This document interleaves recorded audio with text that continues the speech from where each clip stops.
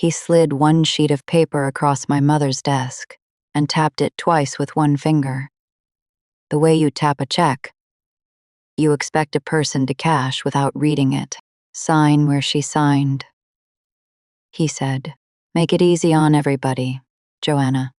For the last 4 months of her life, that man had kept my name off the visitor list at her own hospice. I found out she was gone from a text message at 6:40 in the morning. Here is the thing, he never thought to check. My mother's signature was already sitting on a document, dated a Tuesday she had spent on a ventilator in the intensive care unit. A day her hands could no longer close around a pen at all. He had forged a woman who was still breathing, and then he had waited for her to die. So the forgery would have no one left to argue with. Today, I trace stolen money for a living. I am a forensic accountant, and I catch the people who forge the dead. Last winter, I followed $2,400,000. He was certain no one would ever follow, all the way back to his own front door. My name is Joanna Halverson. I am 38 years old, and my mother built an $11 million company out of one rented box truck and a refusal to ever be poor again. Welcome back to Quiet Reckonings, the channel where ordinary people meet families that mistake silence for surrender. If you have ever been written out of a story you were actually the one holding up, you already know the feeling in the chest I am about to describe. Drop a comment and subscribe, because the part where he tapped that paper was not the beginning. It was nearly the end. I just had to walk him backward to it, one record at a time. Let me start with the desk, because the desk matters. My mother kept a brass postal scale on that desk for 30 years, an old 2-pan balance, the kind you load by hand. She used it to weigh outgoing packages against what the postage machine claimed they weighed. And she did it every single day, even after the machine had been right for a decade. People thought it was a quirk. It was a creed. Weigh it yourself. She'd tell me when I was a kid doing homework on the office floor. Never trust the machine, to be honest. Just because it is expensive. Next to the scale, she kept a green fountain pen, a battered Esterbrook with a worn gold band, and she signed everything with it. Checks, contracts, my report cards, the lease on the first storage yard, wet green ink, every time, in a fast, confident hand that never lifted in the middle of her own name. And she had one line she said so often. It stopped being advice and became a law of physics in our house. Numbers don't get scared, she'd say. People panic. Numbers just sit there and tell you the truth, if you are patient enough to read them. Remember the scale. Remember the green pen. Remember that line. They come back. So when Garrett Vale slid that paper across her desk and told me to make it easy on everybody, I did something that surprised both of us. I smiled, not because anything was funny. I smiled because the pen he'd handed me to sign with was a black ballpoint, and the signature already on that document, the one he wanted me to match, was in blue. My mother, never in her life, signed anything important in blue ballpoint. The forger didn't know her well enough to know that, and if he'd gotten the pen wrong, I already knew he'd gotten everything else wrong too. Stay with me, because this is the detail that quietly ended him. And he had no idea. I should tell you who my mother was, fast, because the rest only makes sense if you understand her. Eleanor Halverson grew up so poor that she ate dinner at a neighbor's house twice a week and pretended she wasn't hungry the other 5. She married my father at 20. Lost him to a heart attack at 31, and was left with 2 kids, a stack of past due notices, and a borrowed truck. She started moving other people's furniture, Then she rented a half-acre lot and 3 shipping containers and let people store what they couldn't carry. 11 years before she died, she put the whole thing on a real footing. She built it into Halverson Storage and Logistics. 8 facilities across 2 counties. 90,000 square feet of climate-controlled units. A fleet of trucks with her name on the door. She did it without a partner, without a husband, and without ever once losing a building. To a bank, losing things to a bank was the one thing on earth Eleanor Halverson was afraid of, because she'd watched it happen to her own mother, so she protected what she built the way other people protect a child. She documented everything. She put the company together so carefully that a careless man could marry her, live in her house for 5 years, and never once understand what he had actually married into. Hold that thought. It is the whole story. My brother Wes is 5 years younger than me, and softer in every good way. He ran the yards day to day, knew every customer's name, fixed the roll-up doors himself on Sundays. He is the kind of man who apologizes to furniture when he bumps into it. Garrett used that. Garrett used everything. Garrett Vale came into my mother's life when she was 59, and finally letting herself rest a little. I want to be honest, because it would be easy to tell you. I hated him on sight. I didn't. He was attentive. He carried her bags, learned her coffee order, drove her to the early appointments she would have skipped. The first year I was almost grateful. Then, the trouble came in the way. Water comes into a basement, slow and from underneath. He started sitting in on her meetings, then running them, then answering my text to her from her phone, signing off with a little Garrett at the end. Like that made it warmer. He told the staff to route the mail through him, to spare her the stress. He told the accountant the same. None of it was a crime. All of it added up. And the whole time he had a phrase he used on me, gentle and final. Whenever I asked a question about the business, "You were never really part of this, Joanna," he'd say, smiling, "This was always between your mother and me." I'd nod and let it go. I let it go for years. That is the part I'd take back if I could. Here is what I didn't know. I knew. When I was 11, my mother dragged me to a government office on a Saturday she could have spent resting. And she filed a piece of paper she made me watch her file. She called it her insurance. Years later, I'd learn its real name. But that Saturday she just said, when you build something, you tell the world in writing who is allowed to touch it, so nobody can stand up later and claim they were handed the keys. I forgot about it for almost 3 decades. Garrett never knew it existed at all. Keep that Saturday in your pocket. We'll need it. The diagnosis came on a cold Thursday in October. Amyotrophic lateral sclerosis, ALS.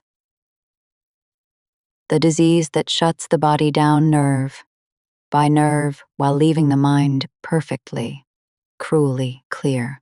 The doctors talked in a year, maybe 2. My mother took it the way she took a bad quarter. She got a notebook. She started putting her house in order, literally, room by room, and for a few months, things were almost normal. I drove up every weekend. Wes came every day. We'd sit in the office and she'd dictate and I'd write, because by then, the green pen had gotten heavy in her hand. Then the rules changed. First it was, she is resting. Come next week. Then it was a schedule, taped to the office door, of when family could visit in her own company, that Garrett had typed up. Then Wes got turned away at the gate. The gate. Tame Sound. I have to stop on the gate. Every Halverson facility runs on an access code. A 6-digit code at the gate. A second one at the office alarm. My mother gave me the master years ago. The same way she gave me everything. Without ceremony. For 15 years. That code let me into any yard. Any hour. One Tuesday I drove up to see her and pulled to the main gate on Sandstone Road and punched in the code. And the little keypad showed a red light. I tried again. Red. Red. The motor stayed still, and the chain link panel didn't move. They had changed the codes on my mother's own company. While she was inside that house, dying, Wes called me from the other yard. An hour later, same red light. Same locked gate. We had been shut out of the thing. Our mother built, before she was even gone. And I sat in my car outside the gate of a company that legally I had more right to than the man who'd locked it. And I asked myself the question that organized everything. After, what is a man so afraid of that? He changes the locks on a dying woman's business. Before her body is even cold, I found out he had reason to be afraid. He just feared the wrong thing. A few weeks before she lost the use of her hands entirely. An envelope showed up in my mailbox, in my mother's slanted, sliding handwriting. Already shaky. No letter. One torn corner of company stationery. It said, "Weigh it yourself," and folded inside the paper was the green fountain pen, worn gold band, ink still wet enough in the feed to leave a faint green ghost on the page. I sat in my car in the post office lot and held it for a long time. I am not a crier. I want you to understand that this happened exactly once. But I sat there with my mother's pen in my hand until the windows went gray with my own breath. And I cried like something had come loose in my chest, because I read it as a goodbye. Weigh it yourself. Her old kitchen, floor advice, her way of reaching past Garrett's hands to touch mine. I did not read it as instructions. That is the thing I can't quite forgive. She wasn't saying goodbye. She was telling me where to look. And by the time I understood, she was past talking. And the gate was already red. She died at 4:10 in the morning, on a Tuesday, in February. I learned it from a text. 6:40 a.m. From Garrett's phone. Eleanor passed peacefully overnight. It said, arrangements being handled, as if she were a shipment. By the time that text reached me, he had already chosen the funeral home, set the date, and, I would learn, dated a forged document to a day she could not lift a finger. My mother taught me to drive on the gravel roads behind the south yard. And I found out she was dead, the way you find out a package cleared customs. If you have ever been kept from someone you love, while a stranger held the door, and then handed the news like a receipt, you already feel exactly where this is sitting. In my chest. Tap subscribe and stay with me. Because what Garrett did 3 days later, in front of every relative we had, is the moment the whole thing turned. The reception was at my mother's house. Caterers nobody asked for. A table of food nobody ate. And about 40 relatives, half of whom we hadn't seen in years. All of whom had clearly been told a story. In that story, Wes and I were the ungrateful children who'd vanished while poor Garrett nursed our mother alone. A great aunt actually leaned in and told me we should have come around more. I felt the old urge to pull out my phone and show her the call log, the gate codes, the visitor schedule taped to a door. I didn't. You don't win a room like that with a phone. So I stood by the window and stayed quiet, which Garrett mistook for defeat. Then he tapped a glass with a spoon. He stood at the foot of my mother's stairs in a charcoal suit, one hand on the newel post where she used to hang her work jacket, and he thanked everyone for coming. He talked about devotion. He talked about being the one who stays. And then he said it, warm and slow, so the whole room could lean in. As many of you know, Eleanor and I built our life together. And before I passed, she made her wishes clear. She left controlling interest in the company to the husband who stood beside her to the end. Beside him, a heavy man in a brown suit nodded along, the attorney, and added that everything was properly signed and notarized. All in order. The room made that warm, sympathetic sound. All of it aimed at Garrett. He let it settle. Then, he found my eyes across the room and held them. And he lowered his voice to that gentle, terrible register people use when they want everyone to overhear. You and your brother were never really part of this. Joanna, he chose me. I think it would be best if you collected yourselves and went home before the eulogies. This is my house now. You understand. His son Trevor was already drifting toward the front door to open it for us. The way an usher walks you out of a theater. Wes stood up so fast his chair scraped back, and I watched him gather a whole afternoon of grief into one sentence he was about to throw across that room. I put my hand on his shoulder and pressed down, gently, and he sat, and in the worst possible silence, in front of all 40 of them. I laughed. It was barely a sound. More breath than voice, but in that quiet it carried, and Garrett's composure flickered for the first time. I wasn't laughing because anything was funny. I was laughing because he had just bet an $11 million company in front of 40 witnesses on a piece of paper he plainly had never read carefully. He didn't know about a Saturday in a government office when I was 11. He didn't know about a balance scale or a green pen or the way my mother had built the locks on her own life.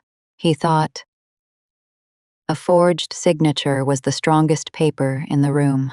He had no idea it was about to become the most dangerous paper he'd ever touched. I took my brother's arm and we walked out the front door past Trevor's smirk. And the door shut behind us, and we stood on the gravel in the cold. Why are you smiling? Wes said, furious and lost. We just got thrown out of Mom's house. Because he just picked the one fight I know how to win, I told him. He picked paper. Watenfa to span, and I read paper for a living. In the car, Wes wanted to burn it down. Call every cousin, post the gate codes, the visitor schedule, the whole ugly timeline. I understood it. I felt it too, hot and clean. But I'd spent 15 years learning that the loudest person in the room is almost never the one who wins the audit. We don't fight him with noise, I told Wes. Noise feels good for one night. Records last forever. I laid it out the way I'd lay out an investigation. First, a litigator who does nothing but elder financial exploitation. Second, the Secretary of State, where every business filing in the state is stamped and dated and open to anyone who walks in. Third, whatever notary stamped Garrett's document, because a notary keeps a journal by law, and journals can be subpoenaed. And first thing in the morning, I told him, I am going to go pull one specific public record. And I think it is going to end this before it really starts. He stared at me. You think the document's fake? I think my mother was the most careful person either of us ever knew, I said, and careful people leave a trail you can follow.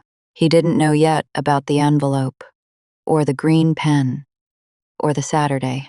I just drove and let the plan settle over both of us like a blanket. Because there was one record in this whole mess that Garrett could not have forged, no matter how good his attorney was. It had been filed 11 years before he ever knocked on my mother's door. The litigator's name was Marcus Doyle, and he had the unhurried calm of a man who'd watched 100 families tear each other apart over an estate. I sat across his desk with my folder and laid out the timeline, and he listened without interrupting, which I have learned to value. When I finished, he told me the rules, and he was careful to keep them honest. "I can't promise you how a judge rules," he said, "but I can tell you how these cases break." Then he leaned forward and asked the question that mattered most. How exactly is the company owned? Because a husband doesn't automatically own his wife's business just by being married to her. So who actually holds the membership interest? And is there anything in writing about who is allowed to bind the company? I let myself smile for the first time in days. "There is," I said. "My mother filed it 11 years ago. I just need to go get a certified copy." Marcus's pen stopped moving. He asked me to explain. I told him I'd say it better with the document in my hand, and that I was driving to the Secretary of State's office that afternoon. He nodded slowly, and I watched him recalculate. The way you do when a case you thought was uphill suddenly goes flat. "If that document says what you think it says," he told me, then his big speech at that funeral was theater. "The only question is how much damage he did on his way to losing." Before I drove downtown, Marcus had me turn 3 months of pain into evidence, and that meant doing the unglamorous work. I wrote out a clean log of every locked gate, every red keypad light, every turned-away visit, with dates. I pulled my own phone records to prove the calls that went nowhere. And then I called the one person who had been inside that office the whole time. Estelle Ruiz had kept my mother's books for 22 years. She'd started as a part-time clerk when I was a teenager doing homework on the office floor. And my mother had trusted her with everything, because Estelle waited herself too. When I called and told her Garrett had stood up at the reception and claimed the company, she was quiet for a moment. Then she said, in a flat, steady voice, "I wondered when you'd call. I kept my own copies, Joanna, of all of it. Your mother told me to, years ago. We met that evening at a diner halfway between us, and she slid a thick folder across the table, the way my mother used to slide the scale across the desk. In it were the real financials, the real bank statements, and a quiet record of every odd thing she'd been told to do in the last 2 years. And refused. Before she let go of the folder, she looked at me and said the thing I will repeat for the rest of my life. Your mother always said the books outlive the liars. You just have to be patient enough to let them finish talking." I have thought about that sentence 1,000 times since. The books outlive the liars. I didn't say anything. I just put my hand flat on the folder and let it sit there. That folder did not win the case, but it told me exactly where to dig. And the next morning, with Estelle's copies in the trunk and the green pen in my pocket, I drove downtown to pull the one record that Garrett, in all his careful cruelty, had never thought to check. The Secretary of State's Public Records room is a beige room with a long counter and the low hum of copy machines. And it is one of my favorite places on earth, because nothing in it cares how you feel. Facts only, stamped and dated. I gave the clerk the company's name and asked for the full filing history. She typed, frowned, and printed a stack and slid it across the counter. And there it was, near the bottom, dated 11 years earlier, a statement of authority. The piece of paper my mother made me watch her file on a Saturday when I was a kid.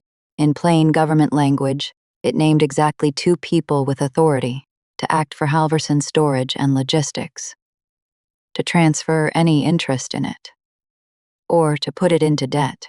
Eleanor Halverson and Joanna Halverson. And it said, in a single clean sentence, that any transfer of membership interest or any debt over $50,000 required the signatures of both, filed, stamped, public, what he and how, public, 6 years before Garrett Vale ever bought my mother a cup of coffee. I stood at that counter and held the cool page in both hands, and finally understood the envelope. Weigh it yourself. She hadn't been saying goodbye. She'd been pointing me here, to the thing she'd filed in public, so that no man could ever stand at the foot of her stairs and claim he'd been handed the keys. Garrett's whole performance rested on a forged document, transferring controlling interest to him. But under the law, that transfer was worthless without my signature, and I had never signed anything. He had forged my mother. He had forgotten me entirely. His grand announcement at that funeral had been a coronation held over an empty throne, and the bank that had lent him millions against the company had been on legal notice of this exact document the entire time, because it was public, and they'd never looked either. But I wasn't done, and I knew it, because a forged document doesn't just steal money, it rewrites a person.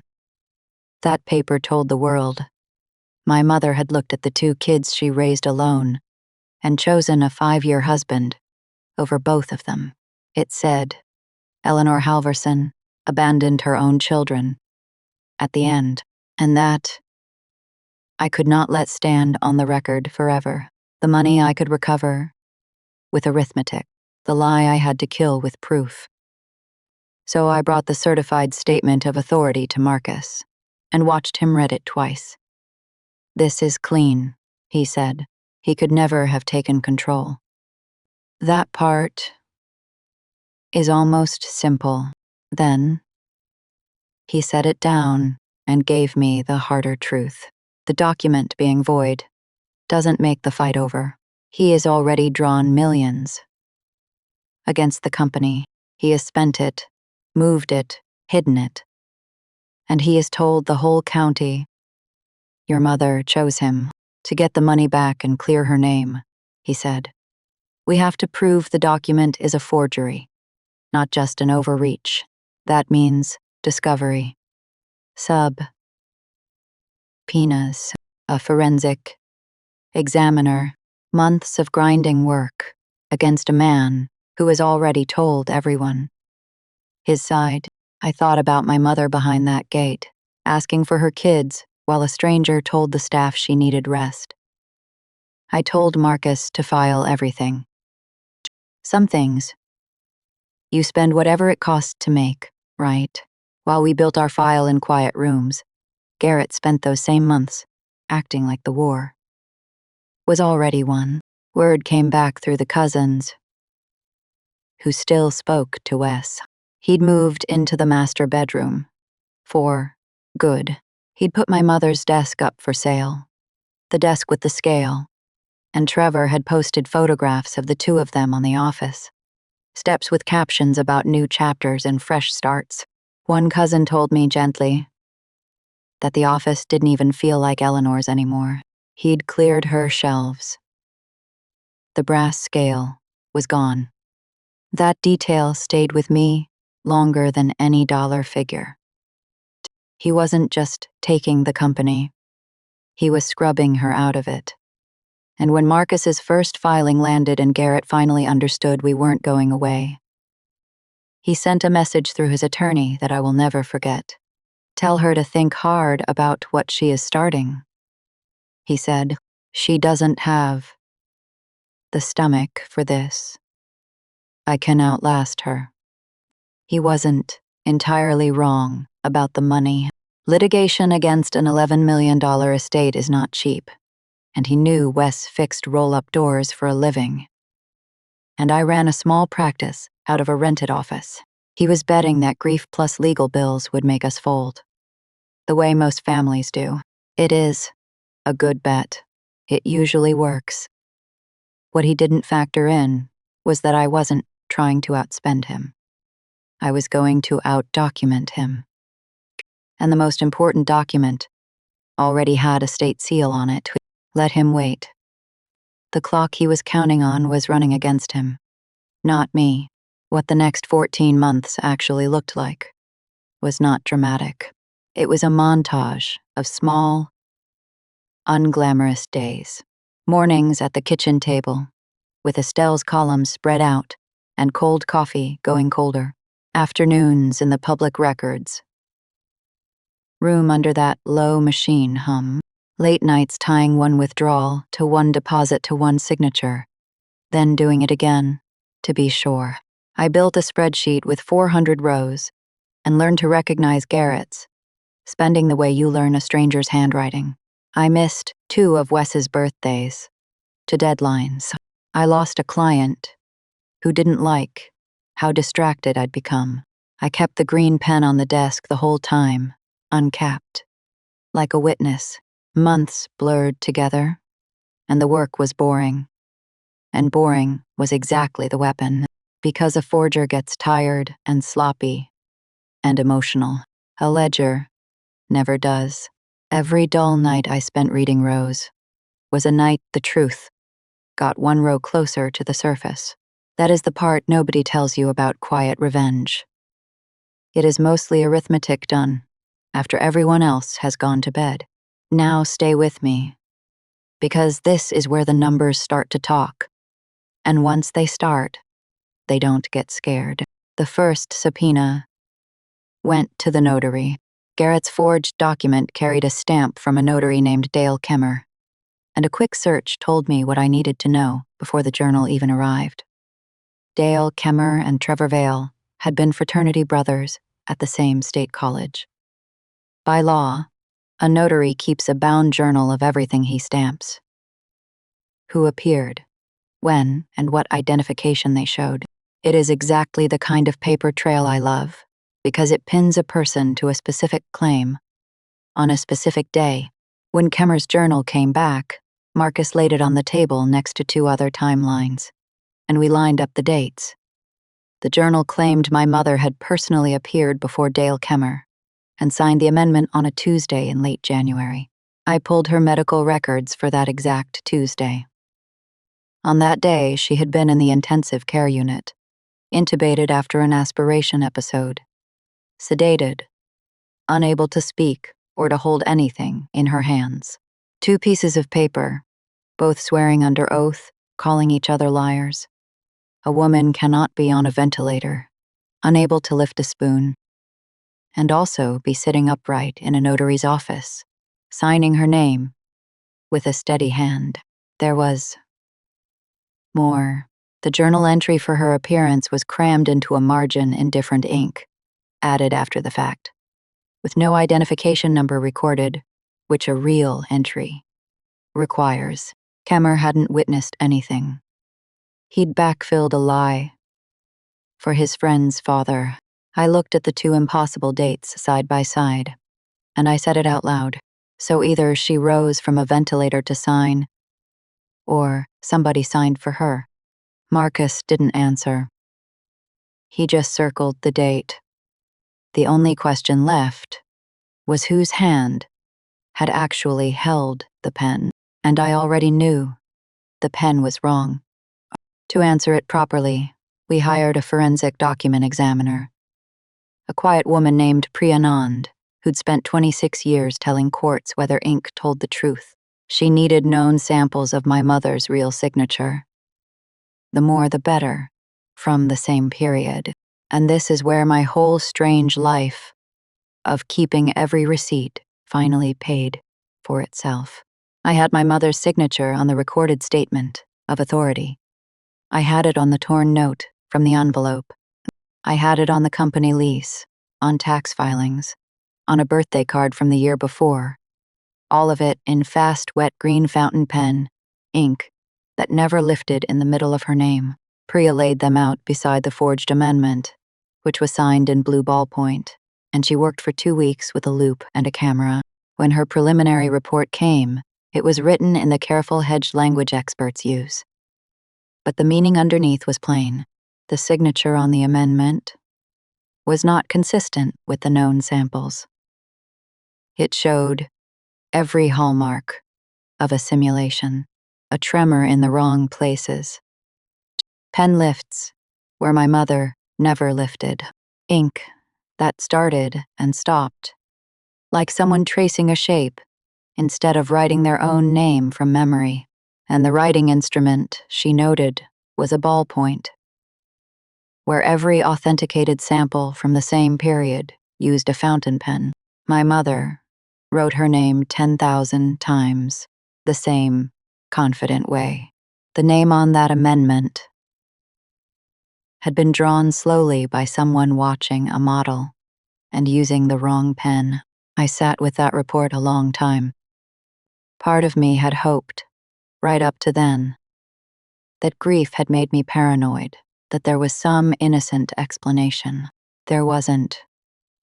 Someone had traced my dying mother's name in the wrong color of ink to steal the company she'd bled for, and to erase her children from her own story. And then I followed the money, because that is the part I am actually best at, and the part Garrett never imagined anyone would do. Here is how the theft worked. 2 months before my mother died, while she lay behind that locked gate, Garrett quietly formed a new company called Vale Holdings. It had no trucks, no yards, no customers, no employees. It existed for one reason. Then, using the forged amendment to pretend he controlled Halverson, he opened a line of credit at Frontier Mutual, secured against my mother's company, and he began to draw it down. Over the 4 months around her death, he pulled it out in 19 separate withdrawals. Never round, never clean. The way a person spends money, they're hoping no one will total up. Every dollar moved first into Vale Holdings, then in smaller amounts into Garrett's personal accounts, into a boat, into a down payment on a condo, 2 states away. By the time we mapped it, the line of credit stood at $2,400,000. Drawn against a company he had no legal authority to put a single dollar of debt against over 50,000. And while I was building that map, I found the older theft underneath it. The patient one. Going back to the month he married her, Garrett had been paying himself what he labeled a management fee out of the company accounts. $12,500 a month. I sat with the statements and did the arithmetic out loud at my kitchen table, because my mother taught me to always do it out loud. $12,500 a month for 32 months is $400,000. $400,000. He'd siphoned for a job that consisted of answering my mother's phone and locking her children out of her gates. He hadn't built anything. He just learned where the spigot was, and he'd been quietly turning it the whole marriage. Numbers don't get scared. They just sat there in Estelle's careful columns and told me the truth. The same way my mother promised they would. If you've made it this far, thank you, and I mean that. This next part is the reason I have kept every receipt of my entire life. Before we walk into that hearing, tap the like so more people find this, because there are a lot of families out there sitting outside a red keypad right now, telling themselves to be patient and polite, then stay. Because Garrett still thought he was winning. There was one afternoon I almost felt sorry for him. Marcus had arranged for me to collect a few of my mother's personal things. The trust clearly entitled me to her wedding photographs, a box of letters, The brass scale. If I could find it. Garrett wasn't supposed to be home. He was. My span. I came in through the office and found him at the long table in the back. And he didn't hear me at first. The table was covered in paper. But not my kind of paper. Old paper. A foreclosure notice. Gone soft with handling. Bank statements. Years out of date with red across the bottom. A bankruptcy filing with his name on it. From a life he'd never mentioned. His hands were shaking as he sorted them. And he was talking to himself, very low. Not again, he said. Not back to nothing. And for 1 second, I saw the whole shape of him, a man who had once lost everything, who had felt the floor open under him, and who had decided he would never feel it again, no matter who he had to lock out to stay safe. The same fear that had driven my mother to file a public record on a Saturday had driven him to forge one. In the dark, I understood him. In that second, I genuinely did. Then he looked up and saw me, and whatever was soft on his face shut like a gate going red. He stood, gathered the old papers against his chest, and said the thing that ended my pity for good. Your brother's going to walk out of this with nothing, he said.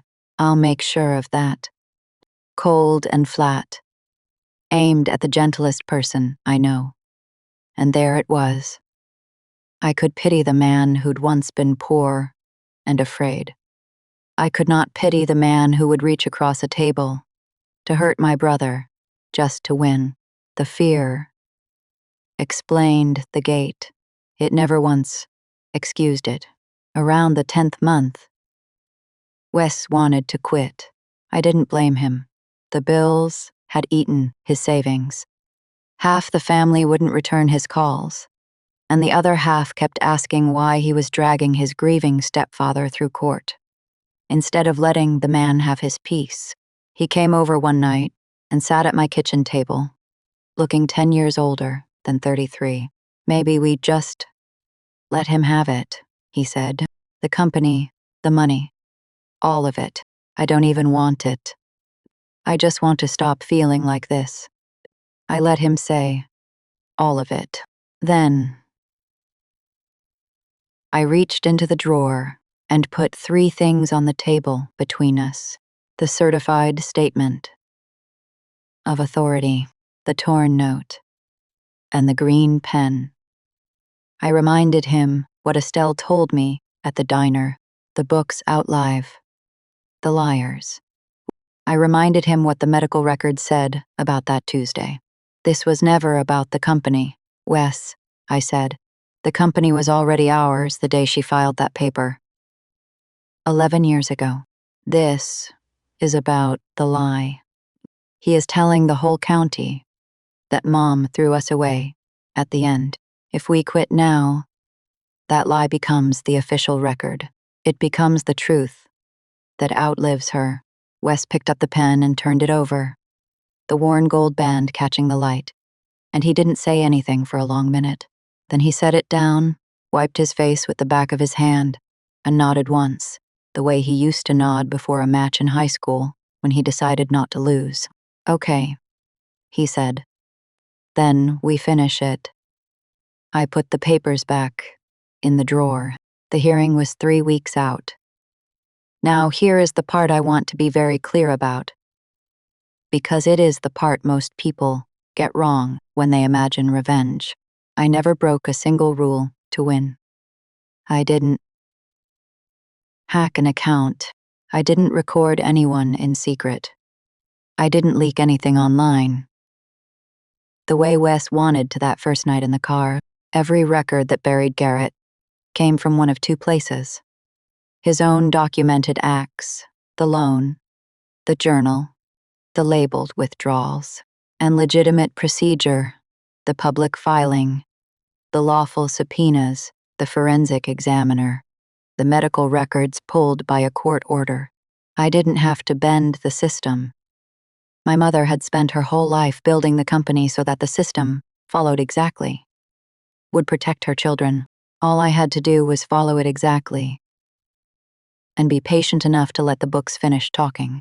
The hearing was in a plain courtroom on a gray morning, and Garrett walked in like a man, attending his own celebration. He still believed the forged amendment was the strongest paper in the room. Marcus built it slowly, the way you stack bricks, and I watched Garrett's face as each one landed. First, the statement of authority, certified, 11 years old. Marcus walked the judge through it in plain language. Only 2 people could ever transfer an interest in the company or put it into debt over $50,000. And both signatures were required, and one of those 2 people had never signed anything in her life. The amendment that supposedly handed control to Garrett was void the moment it was written, because the company's own public filing said it could not exist. Second, the impossible Tuesday. Marcus laid the notary journal beside the medical records. The journal swore my mother appeared in person and signed. The hospital swore she was on a ventilator that same day, sedated, her hands unable to close. He let the 2 papers sit side by side in front of the judge and said only, "Both of these cannot be true." There was a particular stillness in that room then, the stillness of a man watching his own forged document become the most dangerous thing he'd ever touched. The journal was supposed to be his proof that everything was done right. Instead, it had pinned him to a date the hospital had already made impossible. Third, Priya Anand walked the court through her findings.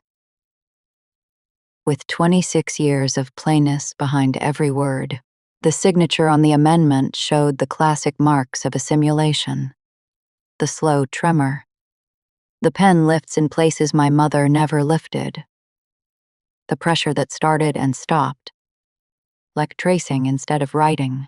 It was, in her professional opinion, not made by the same hand that signed every other document in evidence. And, she added, it was made with a ballpoint, where every authenticated sample used a fountain pen. Then Marcus laid down the last brick.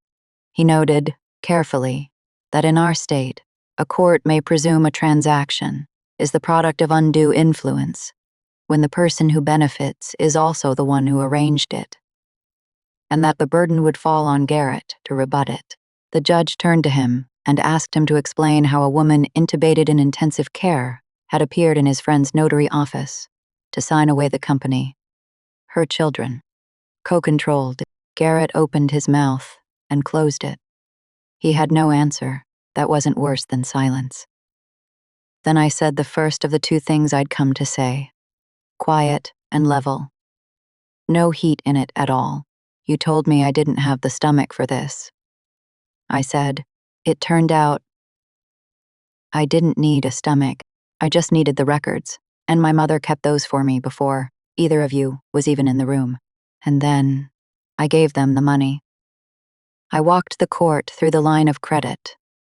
The 19 withdrawals, the shell company with no trucks and no customers.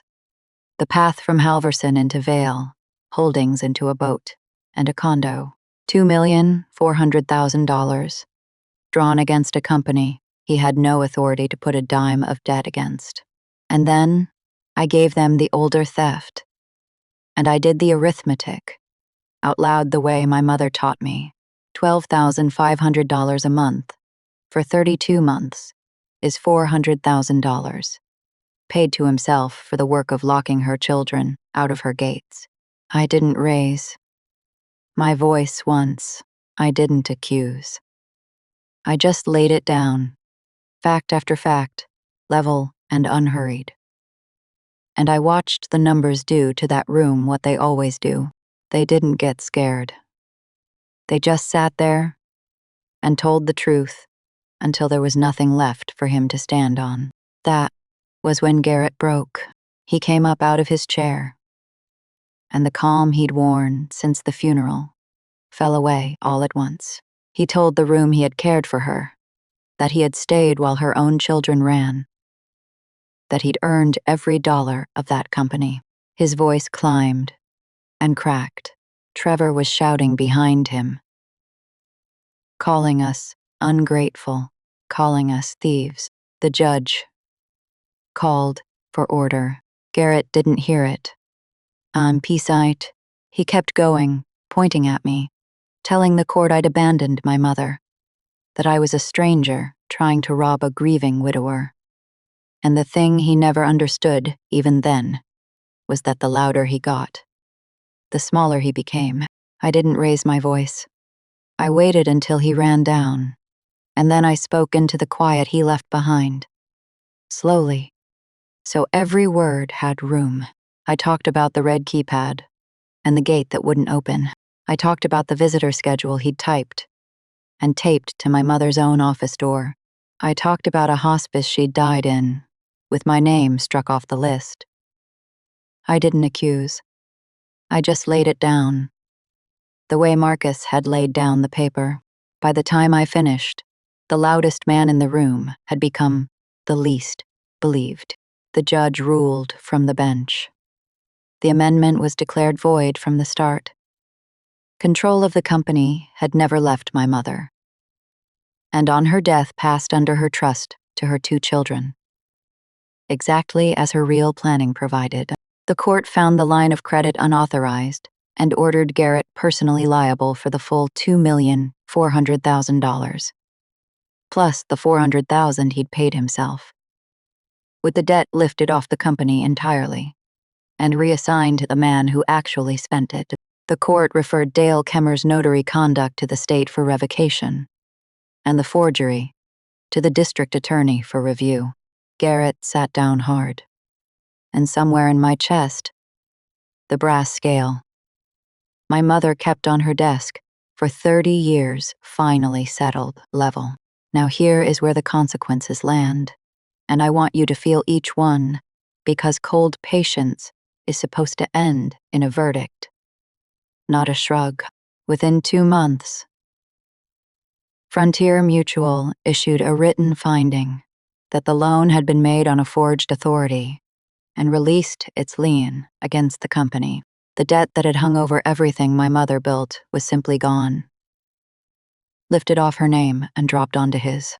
Within the year, Dale Kemmer lost his notary commission and was charged. Garrett's shell company was unwound by the court. The boat sold, the condo seized toward the judgment, and the man who'd told me I didn't have the stomach for a fight was reduced to leaving voicemails on my phone that I never answered. Then to emails. Long ones, full of grief and blame, and not one word of apology. He even drove up to the Sandstone Road gate one afternoon and punched in the old code, the one he'd used to lock us out, and the keypad showed him a red light. I'd had the codes changed the week. The ruling came down. He sat in his car outside the gate of a company that had never once been his. And after a while, he drove away. Trevor quietly deleted every photograph of the office steps, every caption about new chapters, until the account was empty. The version of the story where they'd won simply disappeared, one deleted post at a time. I felt no rush of triumph, only tired and clean. The way you feel after a long, necessary job. I want to be honest about the ending, because it isn't the one the movies promise. We did not get the family back.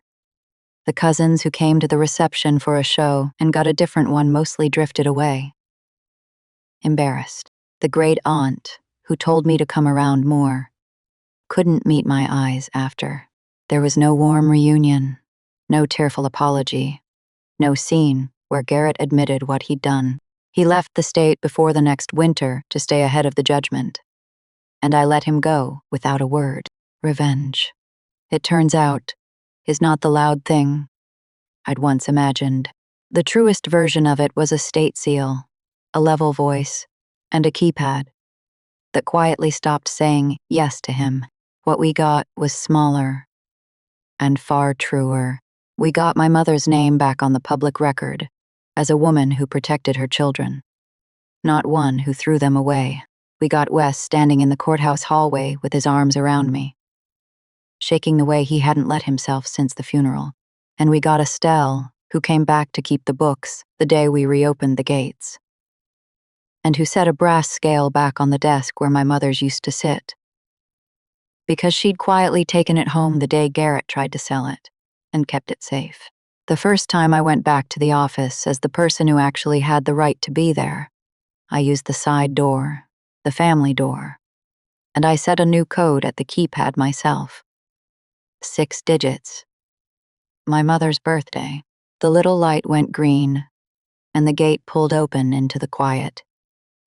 Wes and I made the decision together, and it was an easy one. We weren't going to run an $11 million company as a monument to a fight. We kept it because it was hers, and she'd want it run right. But we set aside a wing of the largest facility, climate-controlled, secure, and we made it free, permanently, for families who have lost their housing to a fire, an eviction, or a home they had to flee in the night. A safe place to keep what matters when the floor opens under you. My mother spent her whole life terrified of losing everything to a locked door. So we built a room full of doors that only ever open for the people who need them. Saying yes to that felt like the first full breath I'd taken in 2 years. And I forgave myself, finally, for the months I'd been patient and polite at a red keypad. I hadn't failed her. I just had to wait to keep her promise. She told me where to look. I only had to be patient enough to read it. My mother couldn't choose who stood at her door at the end. A frightened man with a forged pen made that choice for her. But years before, while she was strong and clear, she chose to put the truth somewhere no one could ever lock away. In a public room that doesn't care how anyone feels. Stamped and dated and waiting. So, keep your papers. File the truth where the daylight can reach it. Weigh it yourself, and never trust the machine to be honest, just because it is expensive. And trust the quiet, careful, right thing you did to outlast the loud, frightened, wrong thing somebody did to you. Because numbers don't get scared. They just sit there and tell the truth, for as long as it takes, until the scale finally settles level. That is my story. 4 months of locked gates, 1 piece of paper filed 11 years early, and a company that finally belongs to the people it was always built for. If this reminded you to check whose name is really on what you own, or to write the truth down plainly while you still can, take that as your sign today.